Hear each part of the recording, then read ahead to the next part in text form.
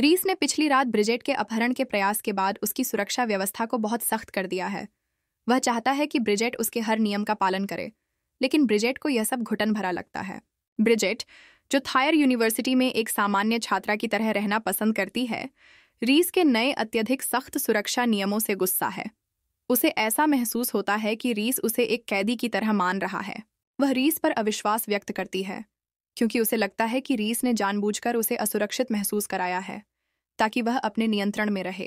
Bridget यह जानकर आश्चर्यचकित और नाराज होती है कि रीस ने उसके फ़ोन में एक ट्रैकिंग डिवाइस जीपीएस ट्रैकर लगा रखा था, जिससे वह हमेशा जान पाता था कि ब्रिजेट कहाँ है।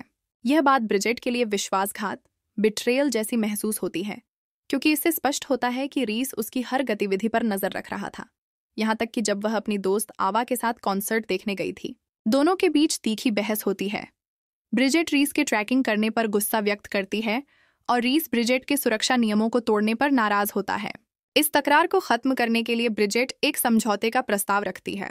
ब्रिजेट वादा करती है कि वह रीस के सुरक्षा निर्देशों का पूरी तरह पालन करेगी और उसकी मर्जी के बिना बाहर नहीं जाएगी। बदले में रीस को उसके फोन से ट्रैकर हटाना होगा। रीस शुरू में हिचकिचाता है, लेकिन ब्रिजेट की बात में सच्चाई और तर्क देखकर वह मान जाता है। इस समझौते से उनके बीच एक पेशेवर सीमा, प्रोफेशनल बाउंड्री स्थापित होती है, जिससे दोनों को अपनी भावनाओं को नियंत्रित करने में मदद मिलेगी। रीस अपनी सख्ती के बावजूद ब्रिजेट की आज़ादी की ज़रूरत को समझने की कोशिश करता है। वह जानता है कि राजकुमारी होने के बावजूद वह अपनी जिंदगी को अपनी शर्तों पर जीना चाहती है। इस अध्याय में रीस यह भी महसूस करता है कि वह ब्रिजेट के प्रति असामान्य रूप से आकर्षित है, जो कि एक बॉडीगार्ड और क्लाइंट के रिश्ते में सीमाओं को तोड़ने वाला है।